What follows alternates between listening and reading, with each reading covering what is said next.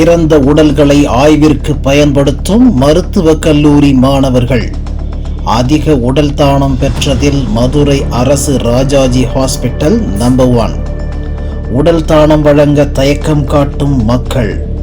எதிர்காலத்தில் நல்ல சர்ஜன்களை உருவாக்க உடல் தானம் தேவை. தமிழகத்தில் உடல் உறுப்பு தானம் குறித்த விழிப்புணர்வு அதிகரித்து வருகிறது. குறிப்பாக சிறுநீரகம், கல்லீரல் மற்றும் கண் அதிக அளவில் தானம் செய்யப்படுகிறது. மூளைச்சாவு அடைந்த நபர்களின் உடல் உறுப்புகளை அவரது குடும்பத்தினர் தாமாகவே முன்வந்து தானம் செய்கின்றனர். இதனால் பல நோயாளிகள் மறுவாழ்வு பெற்றுள்ளனர். இறந்த உடல்களுக்கு மதிப்பில்லை. ஆனால் முழு உடல் தானம் குறித்த விழிப்புணர்வு மக்களிடையே மிகவும் குறைவாக உள்ளது. முழு உடல் தானம் அது இறப்பிற்கு பின்பு நம்ம கொடுக்கலாம்.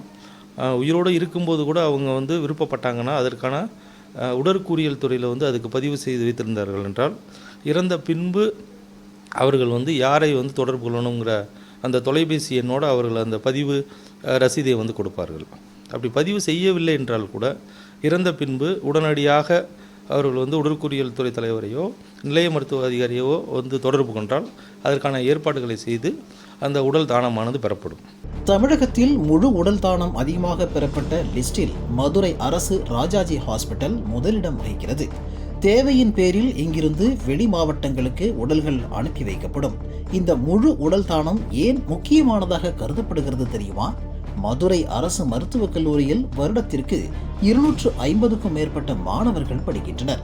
முதலாம் ஆண்டில் மாணவர்களுக்கு அனட்டமி எனும் உடற்கூறியல் பாடம் உண்டு. இதற்கு இறந்த உடல்கள் கொண்டு ஆராய்ச்சி மேற்கொள்வர். அப்போதுதான் சர்ஜரியின் போது உயிருள்ள மனித உடலுக்கு செய்ய தகுந்த முன் அனுபவம் கிடைக்கும். மதுரை அரசு மருத்துவக் கல்லூரிக்கு மட்டுமே வருடத்திற்கு 20 முதல் 25 இறந்த உடல்கள் இந்த படிப்பிற்காக தேவைப்படுகிறது. இதில் குறிப்பாக ஆக்டிவ் இன்ஃபெக்ஷன்ஸ் இருக்கக்கூடியது. உதாரணத்துக்கு ஒரு ஹெப்படைட்டிஸ் பி வைரஸ், ஒரு ரேபிஸ் வைரஸ், இந்த மாதிரி பரவக்கூடிய வைரஸ் தொற்றுகள் மற்றும் ஆக்டிவ் பல்முனரி டிபி, இந்த டிபி மாதிரியான வியாதிகள் இருக்கிறது. ஒரு எக்ஸ்டென்சிவாக ஒரு பெட் சோர், அதாவது இந்த கிருமிகளால் உண்டாகக்கூடிய புண் அந்த முதுகு பகுதிகளிலோ இல்லை கால்களிலோ டயபெட்டிக் ஹீலிங் அல்சர், ஒரு கேங்க்ரினஸ் அல்சர் அந்த மாதிரி இருந்ததுன்னா அவங்க அதை பெற முடியாது. இந்த மாதிரியான ஆக்டிவ் இன்ஃபெக்ஷன்ஸ் உள்ளதை தவிர மற்ற எல்லா பிரதங்களுமே பெரும்பாலும் பெற்றுக்கொள்ளப்படுகிறது. மதுரை ஜிஹெச்சில் 2023 முதல் 2025 வரை 85 இறந்த உடல்கள் தானமாக பெறப்பட்டுள்ளது.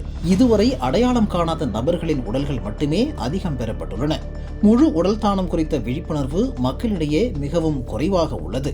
பள்ளி கல்லூரி மாணவர்களுக்கு உடல் தானத்தின் அவசியம் குறித்து விழிப்புணர்வு ஏற்படுத்த வேண்டும். அப்போது உடல் தானம் எண்ணிக்கை அதிகரிக்க வாய்ப்புள்ளது. இல்லை, அவங்க இறந்த உடனே அவங்க இறுதி சடங்கு செய்வதற்கெல்லாம் அனுமதிக்கப்படும். அவங்க இறந்த உடனே அவங்க இந்த அனட்டமி டிபார்ட்மெண்ட்டுக்கு ஃபோன் பண்ணி அதில் குறிப்பிட்டிருக்கிற நம்பருக்கு கான்டாக்ட் பண்ணி சொல்லிட்டாங்கன்னா அவங்களே எப்படி கொண்டுட்டு வரணும்னு கைட் பண்ணலாம். நாங்கள் இத்தனை மணிக்கு கொண்டுட்டு வரோம், அது வரைக்கும் எங்களுக்கு சடங்குகள் வர வேண்டியது செய்ய வேண்டியது இருக்குது, இல்லை உறவினர்கள் இல்லை ஒரு பையனை கூட வெளிநாட்டிலேருந்து வர வேண்டியது இருக்குது அப்படிங்கிற மாதிரியெல்லாம் சொன்னாங்கன்னாலும் அதற்கான அனைத்து ஏற்பாடுகளும் அனட்டமி டிபார்ட்மெண்ட் மூலமாகவும் ஆரம்பம் நம்ம இதுக்கு மார்ச்சுரியில் இந்த மாதிரி உடல் தானமாக பெறப்பட்ட உடல்களை வைப்பதற்கென்றே புதிதாக ஸ்டோரேஜ் யூனிட் நம்ம அதுக்குன்னு ஆரம்பித்து வச்சுருக்கோம்.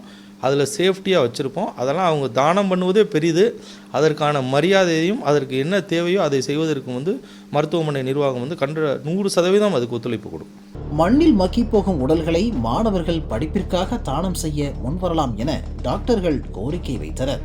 உடல் தானம் கொடுக்க விரும்புபவர்கள் மதுரை மருத்துவக் கல்லூரி உடற்கூறியல் துறைக்கு நேரடியாக சென்று தங்களது விவரங்களை தெரிவிக்கலாம்.